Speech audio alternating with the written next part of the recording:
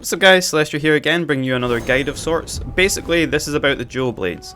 If you guys are sleeping on the dual blades like I did at the start of the game, then actually upgrade the skill tree and see how amazing they are. Watch this. So this one has a skill called Blademaster. When you activate it and you clash, you gain health back. And there's a few things in the skill tree that actually allow you to clash a lot more.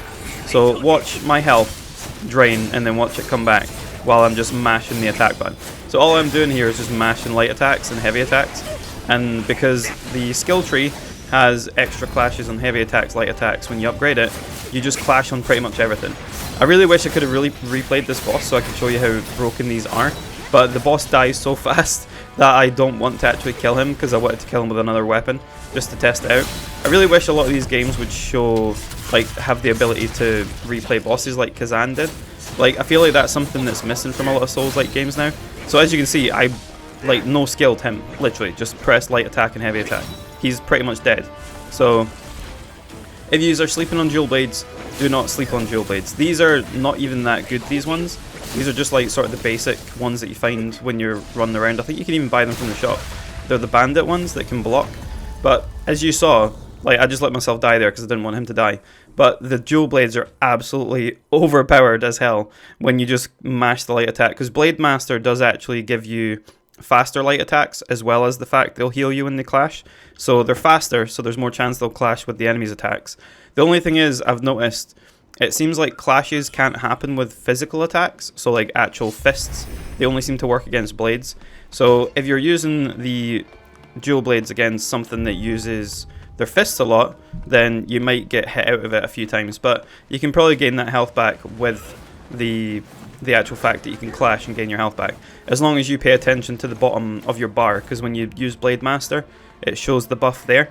So when it's there, you just know that you're going to gain health back. When it runs out, just make sure to put it back on again. Only costs 1 Skyborn Might. And then this is me killing him with my fire sword build that I showed in my grinding video. I'll link that down below if you want to see that. But basically the fire sword is OP as hell as well, the fact that it does so much damage. I actually killed him here by accident because he got the fire debuff and then it just kept ticking his health when I was just waiting for him to kill me. So yeah, unfortunately I can't replay the boss to test out more stuff. But the fact that this boss dies so fast to these, obviously he's not a super mega story boss. He's just a random boss that you can fight. So he's obviously not going to be super powerful, but he is still fast and he does a lot of damage, especially if you're on high madness. So as you can see, I'm using the sword counter to block his strikes, and then just using magic, getting the burn up, because this build focuses quite a lot on burn build up, and he burns a lot during this fight. So it literally just taxes burn up. When your sword's buffed with fire, it does even more damage when you're using the infernal firebrand attack. And you can just pretty much sword counter everything. You can sword counter the bullets, as you just saw as well.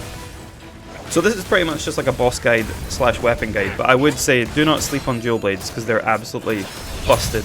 And the longsword is very good as well, especially when you use the fire longsword that I'm using just now.